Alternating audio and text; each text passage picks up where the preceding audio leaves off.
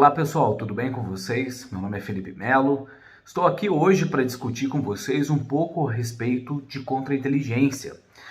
Esse tema, na verdade, foi algo que me veio à mente devido a algumas semanas atrás eu recebi uma ligação, de uma colega, que é advogada, e essa colega ela tinha comentado que haviam entrado no escritório dela e que possivelmente se tratava de uma situação de furto. Então, quando comecei a conversar com ela, procurando entender o que tinha acontecido, o que tinha sido levado e etc., chegamos à conclusão, inclusive depois de uma verificação completa do local, que não se tratava de nenhum furto.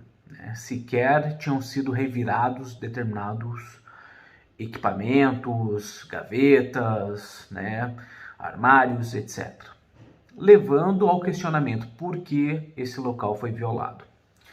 Então, com base nisso, a primeira pergunta vem: por que alguém entraria nesse determinado local se ele não está disposto a levar nada? Então, ele tem interesse em colocar alguma coisa naquele local? Enfim, diante disso, diante dessa preocupação em será que estão instalando determinados equipamentos de vigilância aqui dentro desse escritório, quais são os ativos que se tem dentro desse escritório. E quando eu estou falando em ativos, gente, não necessariamente somente essa questão dos bens materiais, Para nós, inclusive, a informação e o conhecimento às vezes se tornam um dos principais ativos, se não inclusive o maior, Então, diante desse cenário, a ideia é justamente conversar com vocês a respeito da atividade de contra-inteligência, como é que ela está inserida em meio às organizações hoje em dia.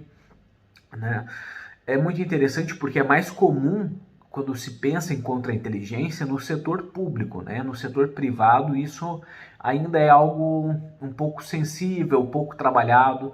Quem trabalha muito mais são aqueles que trabalham com registro de marcas e patentes, com propriedade intelectual, entre outros, Bom, antes de mais nada, é importante que a gente consiga entender, afinal de contas, o que é a atividade de contra-inteligência? Então, a contra-inteligência, gente, ela é responsável pela proteção do determinado conhecimento sensível. Então, enquanto muitas vezes a atividade de inteligência ela visa produzir esse determinado conhecimento, a contra-inteligência é responsável pela proteção. Isso significa o quê? Que basicamente a contra-inteligência ela mostra o que ela quer que os outros vejam, o que ela quer demonstrar, o que ela quer proteger, inclusive. Então, o primeiro ponto que a gente tem na contra-inteligência é a atividade justamente de segurança orgânica. Segurança orgânica justamente buscando a proteção de todo esse determinado espaço, em primeira mão.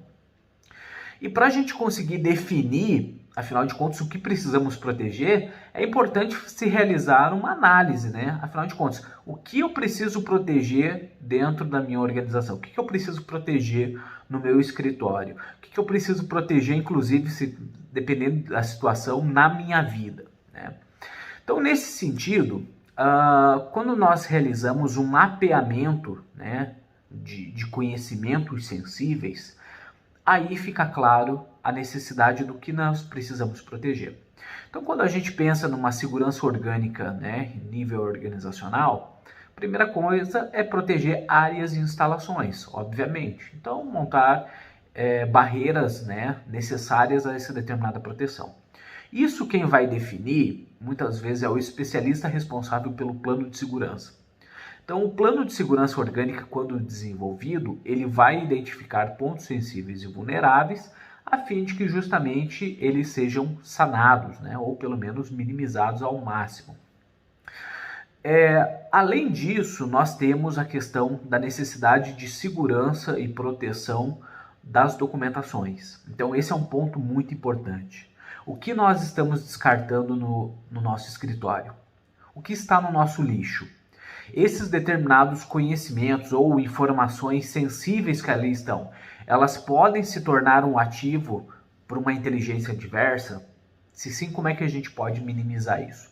Então existem diversas estratégias, inclusive, para você trabalhar, né, com a questão de destruição de material, por exemplo. Nesse caso, algumas orientações que são as mais básicas do mundo, né? Você fazer o descarte adequado por meio de picotadores de papel, se for o caso, incineração do lixo, se for o caso, criar determinadas criptografias para os documentos virtuais. Além disso, pensar, né, em como realizar assinaturas específicas de determinados documentos para identificar possíveis vazamentos, né? Então, alguns dos erros, inclusive, que nós produzimos em documentos, eles são totalmente propositais. Justamente por quê? Porque se eu estou compartilhando com um determinado setor, né, da minha organização, do meu determinado escritório, e eu consigo identificar um possível vazamento com base naquela assinatura específica, óbvio que fica muito mais fácil da gente conseguir tentar sanar essa determinada pane, né? E é interessante também porque quando a gente pensa em atividade de inteligência, é importante pensarmos em cultura de inteligência, né? Então, será que eu e os meus colaboradores na minha organização, eles possuem a capacidade suficiente para conseguir entender e agir de acordo com os preceitos e princípios, né, da atividade de inteligência? Será que se ele encontrar um pendrive, ele vai trazer esse pendrive e espetar no computador do escritório ou não? Sim ou não? Não sei. Então, sabe, é esse tipo de pergunta que nós temos que começar a questionar e saber, inclusive, até que ponto, né? É uma questão de inocência ou uma questão de ser totalmente proposital. Porque dependendo do que for espetado, você pode estar abrindo uma backdoor e isso realizar diversos problemas, seja de vazamento, né, de documentação, ou seja, inclusive, até mesmo de sequestro de computadores, que hoje em dia é bem comum, né? Nós estamos vendo vários casos em que determinados criminosos virtuais acabam travando o seu computador e só liberam mediante transferência Pix, né? Então, assim, é importante que nós tenhamos esses determinados cuidados. Ainda, é importante que a gente entenda essa questão da segurança de pessoal, né? Eu comentei rapidamente sobre a questão dos nossos recursos humanos e é importante entender quem são as pessoas que trabalham para a minha organização, né? Quem são as pessoas que estão aqui no meu escritório? São pessoas confiáveis? Por que eu considero elas como confiáveis? Além disso, né, foi feito uma determinada análise antes dela de vir para o meu determinado escritório? Sim ou não, talvez. E isso é muito interessante porque quando se realiza muitas vezes, né, uma investigação social, isso existem diversas empresas de segurança de inteligência de segurança privada, né, que trabalham necessariamente com isso, que visa justamente realizar análise de vínculos e investigação social, antes de muitas vezes realizar a contratação de determinado colaborador. Então, nesse caso, antes de realizarmos a contratação, inclusive dos nossos estagiários, é importante que a gente pense, né? Afinal de contas, essa pessoa, ela possui algum interesse específico para vir trabalhar comigo? Esse determinado interesse específico é a fim de tentar obter uma determinada vantagem? É a fim de tentar obter uma determinada informação, conhecimento que possa ser utilizado pela inteligência adversa? Eu não sei. Então é muito importante que nós tenhamos esse determinado cuidado, né? E a segurança de pessoal trata tanto da segurança do processo seletivo, então visando, né, que não exista nenhum tipo de infiltração dentro da minha organização. Além disso, a segurança no desempenho da função, saber o que ela anda fazendo, sabendo quais são as credenciais que ela está tendo acesso, de que forma essas credenciais e esses acessos estão disponibilizados, né? Fazendo inclusive um mapeamento de áreas, isso é bem importante. Algumas áreas sensíveis, né, dependendo da organização, elas possuem credenciais específicas, ou seja, só entra na área A se tiver a credencial A. No meu escritório eu possuo isso, por exemplo, nos arquivos do meu escritório, qualquer um tem acesso? Quem tem acesso? Além disso, né, quando a gente pensa no processo seletivo, muitas vezes a gente deixa de observar aqueles determinados colaboradores externos à organização que realizam serviços para nós. Então, eu sei quem é um instalador do ar-condicionado, eu sei quem é o responsável pela limpeza, eu sei quem são essas pessoas que estão transitando dentro do meu escritório, dentro da minha organização. Existe algum acordo, existe algum contrato com eles que trate sobre a questão da proteção da informação? Algum termo de sigilo, de confidencialidade?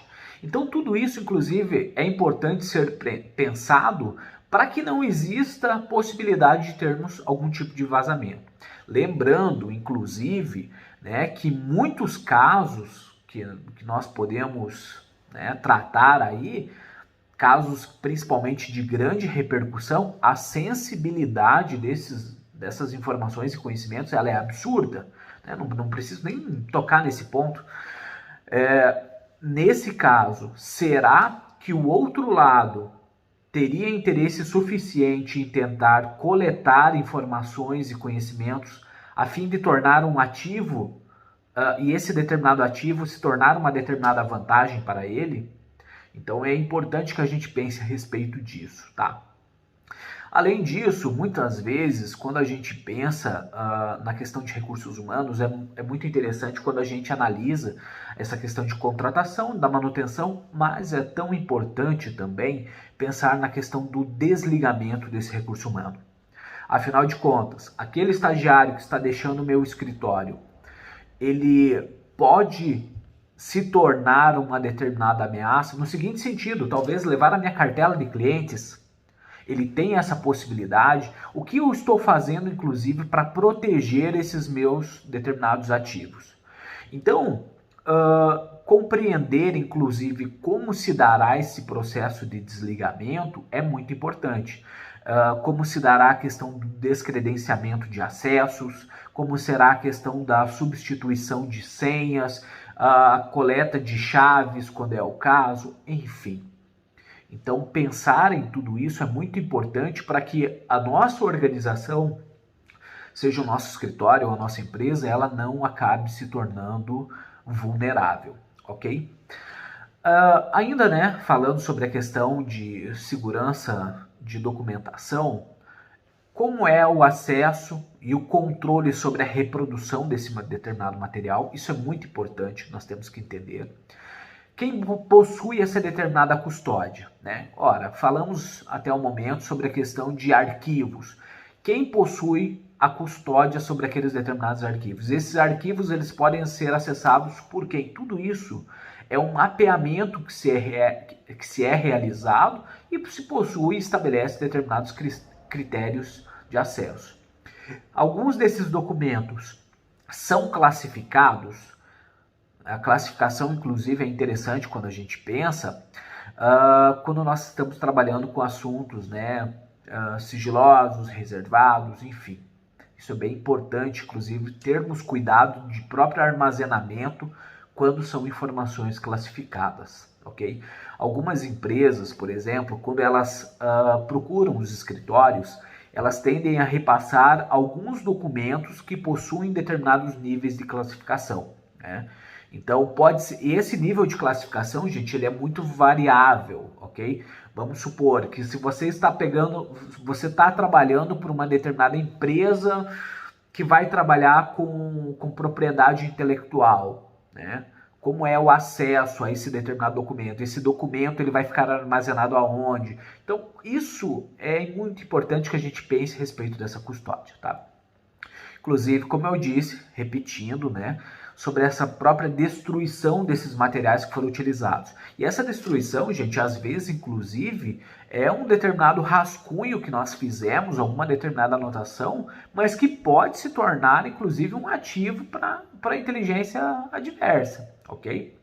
Além disso, né, quando a gente pensa na segurança das telecomunicações, da informática, nós temos a proteção suficiente para isso, para que nós não sejamos muitas vezes alvos, inclusive de ORCRIMs, né? Então nós temos que tomar esse determinado cuidado. Lembrando que, por vezes, os nossos computadores acabam se tornando as nossas vidas, né? Nós temos armazenados ali um volume imenso de conhecimentos, e esses determinados conhecimentos, às vezes, sequer são realizados backups para sua determinada proteção. Então eu levanto esse problema para que vocês pensem a respeito de como vocês estão armazenando, como vocês estão cuidando, o que vocês estão fazendo, ok? É muito importante, inclusive, quando a gente pensa na questão da questão de contrapropaganda. Esse é um outro ponto que eu gostaria de discutir com vocês, principalmente quando a gente trata em casos de grande repercussão, ok? Quando nós identificamos que, por vezes, os nossos clientes eles podem ser condenados justamente por uma influência midiática, né? Algum determinado ponto de vista específico que pode ir contra o nosso cliente, é muito importante que nós tenhamos mecanismos eficientes de contra-propaganda. Então, essas medidas ativas de contra-propaganda são responsáveis justamente por detectar, identificar, avaliar e neutralizar essas determinadas ações de propaganda diversa. Então, como é que eu faço isso? Primeiramente, mapeamento de mídia, né? Então, existem várias empresas especializadas que tratam justamente da realização, da elaboração de determinados relatórios de notícia. E esses determinados relatórios, por vezes, eles extraem pontos específicos, né, de acordo com a sua necessidade, de acordo com a sua determinada cartela. Então, olha, situações envolvendo determinados crimes, eu quero que seja especificado de uma forma melhor, seja melhor tratado na tabela e etc. Com isso, nós conseguimos realizar um determinado acompanhamento e, com base nisso, se for o caso, estabelecer notas de repúdio, se for o caso, justamente se posicionar na mídia, né, a ponto de que a gente possa contestar isso que está sendo dito, a ponto de defender a nossa perspectiva, a nossa visão sobre o nosso cliente. Então, isso é muito importante. A contrapropaganda hoje torna-se um dos grandes fenômenos, especialmente se tratando de mídia.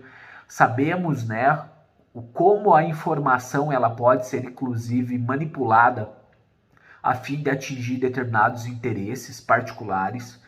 Então, pensando, né, em casos em que essa influência midiática pode trazer a condenação do nosso cliente, é muito importante que tenhamos estratégias de contrapropaganda a fim de tentar, né, neutralizar essas determinadas ações.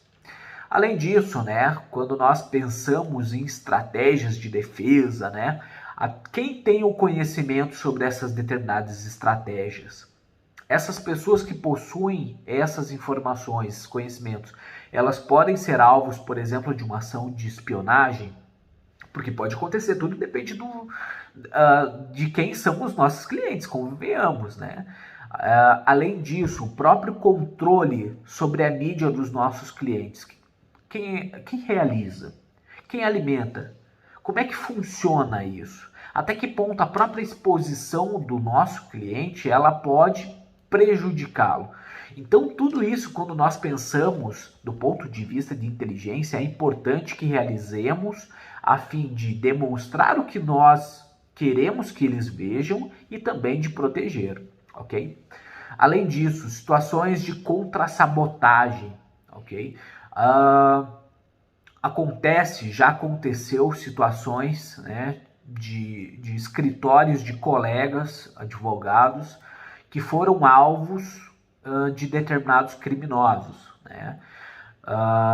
Seja por meio de disparos de arma de fogo, seja por meio de tentativas de causar incêndio no escritório. Então essas ações de sabotagem, de intimidação é algo que nós precisamos pensar, inclusive, em como nos proteger.